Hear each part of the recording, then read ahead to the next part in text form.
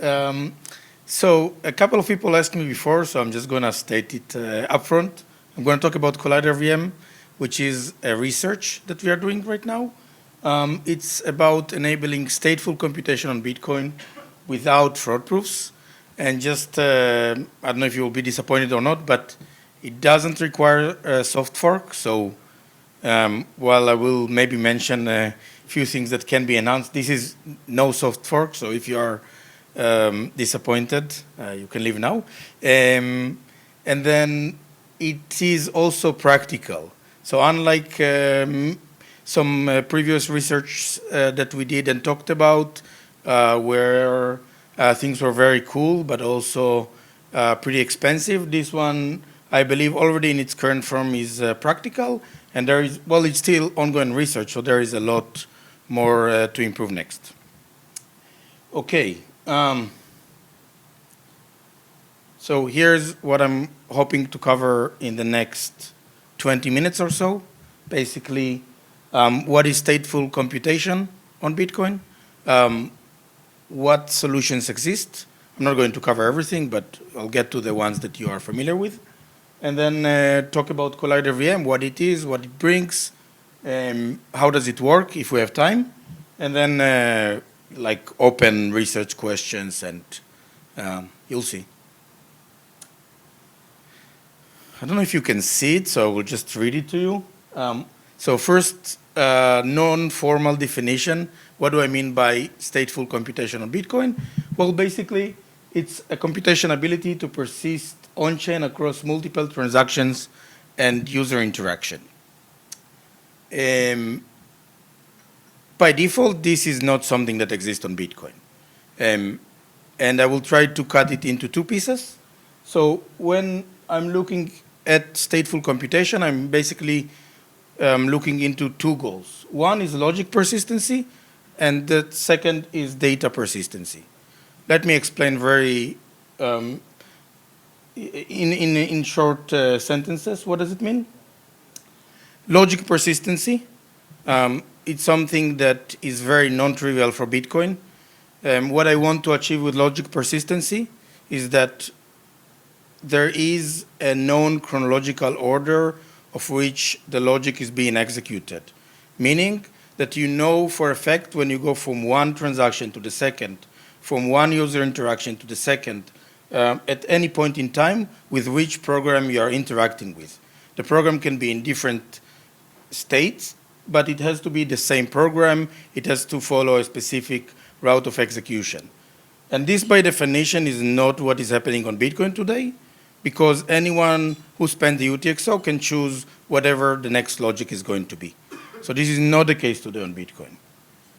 With data persistency, I'm talking about the simple store variables, load variables capability between transactions and user interaction that also doesn't exist on Bitcoin today. By definition, every execution is stateless. You can't read or write variables from previous transactions that you are spending into the existing ones. Okay, pretty challenging. So examples to why do we want stateful computation? What is it good for? Well, first of all, if you have stateful computation on Bitcoin, you can take very long computation and split it across transactions. So you can break the 4 megabytes, 1,000 element in stack limitations, among others. And it also means that when different users interact with the application or with a script at different point in time, they all refer to the same logic, which is powerful. And I did not list it here, but basically having stateful computation on Bitcoin gives you the ability to do stuff like smart contracts, vaults, bridges, so all the fancy stuff that we don't have today, and arguably we would want them on Bitcoin. Okay, so what solutions do we have for this today? I will only list three. Basically, I choose the most extreme sides and one in the middle. There are a few more. So the easiest, most commonly used, simplest solution is multisig. How does multisig works? Well, we run stateful computation, but not directly on Bitcoin. The signers are usually something like T out of N signers that agree to progress some UTXO or some state, and they run the computation for you, and they just sign. This is really the simplest solution. The problems are obviously that you have a trade-off. When you look at T out of N, you want to increase T from one side because you want more security, but increasing T hurts liveness, right? If I choose very large T compared to N, then maybe one signer is not available or two signers are not available, and my system will stall.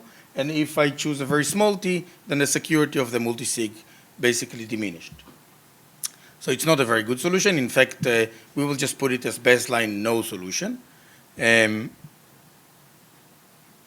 Okay, the second solution, which I think is, in my opinion, the right solution and the most clean one, is to have some strong form of covenant. Well, why? Because if you have covenants, you can enforce the logic in the next UTXO, and at the same time, you can read state in various ways from previous transactions. It's very clear to us how to do it with cat.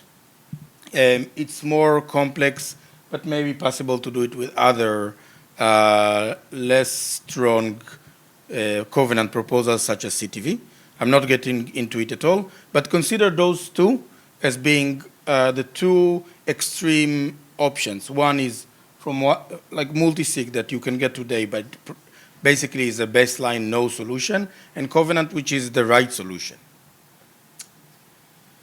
Okay, and then there are also intermediate solutions, and I'm going to refer to an important one, which is BitVM.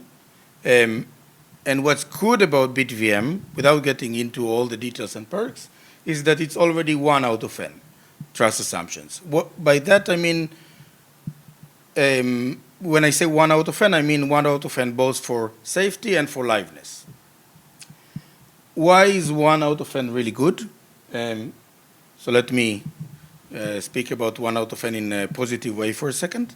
Well, because 1 out of n give you the ability, if you are any entity who holds a lot of Bitcoin, and so far you are not ready to compromise controlling or losing the control of on your Bitcoin in transferring it to a multisig or any other solutions, basically, then now this is the first time in Bitcoin history that you have the ability to put your Bitcoin in some secure construction and at the same time not lose control. Because if you as an institute is going to be 1 out of this 1 out of n, then from your perspective, as long as you are operating honestly, you are always capable in retrieving your Bitcoin back, right? So even if you are an entity that holds Bitcoin for your users, unless they do something where they lose them to someone else, which then the someone else will have the ability to retrieve them, in all other cases, this basically means that you are still in control of the Bitcoin that you hold, even if it's for your users. And when you think about it, it's a pretty strong property to have. Okay, now to the fun part. So here's BitVM, and without getting too much into how it works, I will still have to say a couple of words. So to achieve logic persistency, basically what you do in BitVM is you pre-sign transactions. You have a group of signers, and you use them to create you a template for every time you want to run your program. And they pre-sign the transaction, the order of flow of all your transactions in all possible scenarios. And this is a trust assumption because you need at least one signer to be honest, and after you sign all the flows, just basically stop signing or remove the key, depending on how you plan it. But it does provide the logic persistency. What confuses people is that when you sign transactions, while you sign the order of how things are going to be executed, you in fact don't sign the input to this logic. So you don't sign the witness, right? And that means that you still have somehow to take care the data persistency, or basically how do you store and load variables between transactions in your order flow, right, in your logic.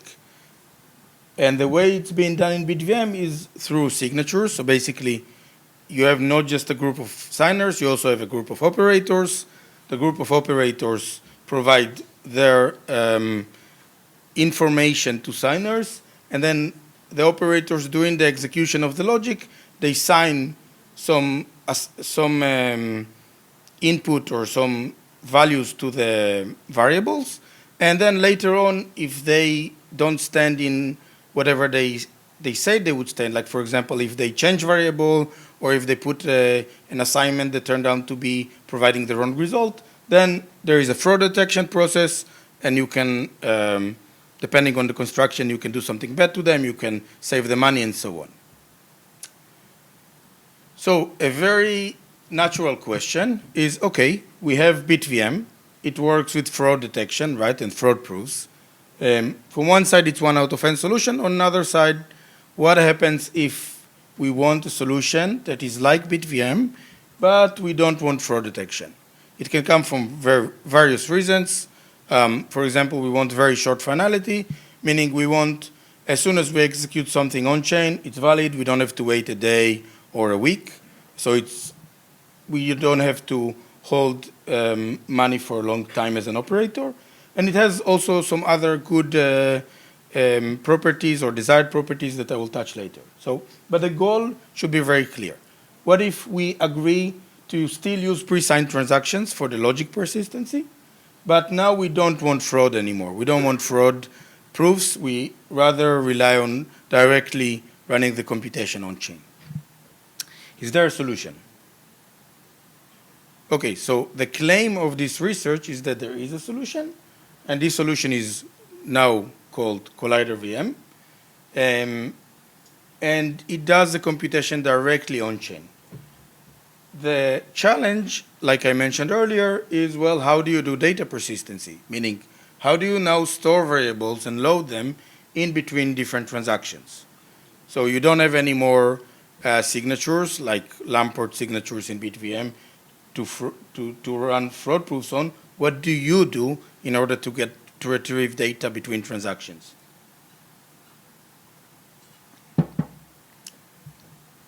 Okay, I will not leave it as a homework, but rather just dive in a bit into how it works. So we use something that we coined here as a hash collision-based commitment, but it's just a fancy terms to something that I want to convince you in the next 5 minutes is rather simple.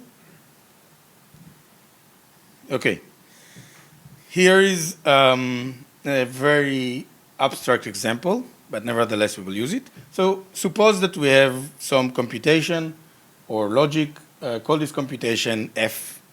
And suppose that F, we can split it into 3 parts, F1, F2, and F3. And in order to satisfy F, we need to satisfy with the same input F1, F2, and F3. And suppose it so happened to be the case that F1 fits into one transaction, F2 into another one, and F3 into a third one. So our goal is on Bitcoin to get convinced that F can be satisfied with some input X. I know it's very abstract, but just bear with me.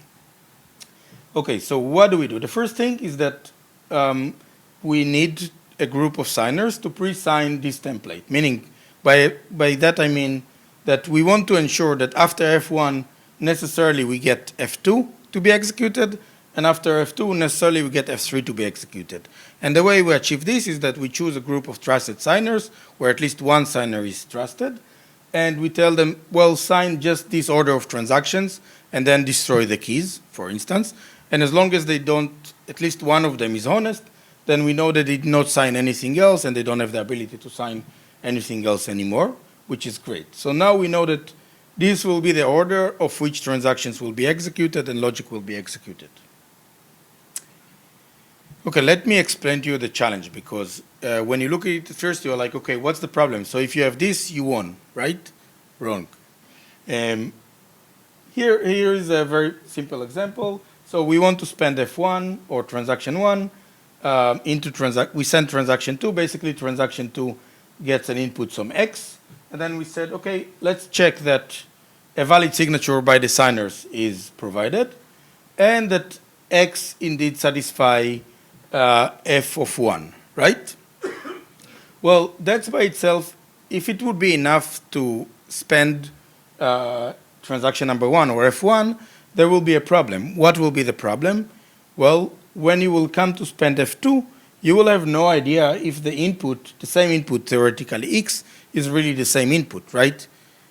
Like, theoretically speaking, a malicious attacker could say, okay, I provide F1 with an input X1, but F2 with an input X2, which is not consistent. And because it's not consistent, I can cheat. So our challenge is to make sure that even when we have pre-signed template, we enforce the same input between different transactions. Okay, let's take a very trivial solution at first. Suppose that I ask the signers not to sign one flow, but I ask them to sign some big D flows, some very high number of flows. And then each flow has some serial number D coined in it, right? So now what can we do? We can say, okay, let's just make sure that whatever the flow we choose, we make sure that the input is always equal D. Now the problem, this works, it's a trivial solution. The problem is that then the different type of inputs that you can have to each function is just going to be a variety of D bits, which is very limited, right? Even if the signers are signing, let's say, 2 to the 40 different flows, it's not going to be sufficient for most functions, right, to just control 40 bits. It's just too small. Okay, so without getting real deep, here is the essence of how ColliderVM does work. Like we usually do in cryptography, if we need to make sure that we have a consistent, very long input, like X, then instead of comparing X directly, we are going to hash X and then going to do some check on it. What is the check? Well, basically, we are going to ask whoever is going to run it to hash X together with the nonce for his own choice. But the hash of X and the nonce now needs to be equal D. Now, without proving anything, I will just comment that because we are running everything in a way that is run in small script, meaning it's computationally possible to compute many functions, then we can choose H to be a hash function that at the end of the day we look at a smaller digest, and we can choose all the parameters such that finding one collision to the set of pre-signed transaction is easy or possible and practical, but finding two collisions to the same value of D is going to be very hard. And then if you make this check in each and every transaction, you basically ensure that while you run different transactions and different functions, you're still going to get the same input. So this solution provides you with data persistency across many transactions. Okay, cool. I hope that I convinced you, and if not, later this week we will also publish the full-blown paper with all the details. What are some desired properties that causes us to potentially consider this construction as a possible trade-off? Well, I think the most important two properties are listed at 1 and 4. One is capital efficiency. So basically, well, I don't know what will be the default parameter that will be chosen for BitVM. There are some BitVM teams here in the audience, so they can tell us. But it's going to be probably, my estimate is somewhere between, let's say, a day and a week. In Ethereum, it's a week. I don't know what will be chosen in Bitcoin. But in any case, this means that during this entire week, you have to have all the operators serving all the requests, and that means that they need to hold the worst case scenario withdrawal amount or withdrawal difference for a week, which is going to be very capital inefficient. While this solution has the ability to basically provide almost instant finality, well, at least as long as you finish your sending all the transaction, let's say in the span of an hour, right? So it can be potentially way more capital efficient. The other, I'm going to skip the other two and just say that potentially we can maybe enable in this construction even an open set of operators. And by open set, I mean the ability to potentially include minors in the operation. So that's something that we are looking into it right now. Some drawbacks or things we need to work on. Well, basically, everything is more expensive. So the setup phase, you need to sign more transaction as a signer. The off-chain cost of an operator is slightly higher because we need to make sure to compute the collisions. And while it's already not that expensive, it's still something to consider. But the most, let's say, expensive part is just the part of the on-chain execution. Basically, what we aim to do is execute at least a Stark verifier, and then we have a lot of work there to improve the cost. So, if you care about this research, here are a few things that we are potentially planning to do next, and you can get involved. Particularly, I think this is important not just for us, but for many other teams planning to do many other things. We need to find a Bitcoin-friendly hash function that can be computed in not too many bytes. That will help everything, this one included. We need to think about, or we have some directions to think about lowering the setup cost here. And the last but not least, we want eventually to implement a Stark verifier here, which means both improving the existing implementation and creating the entire POC for ColliderVM. That's it. Thank you very much.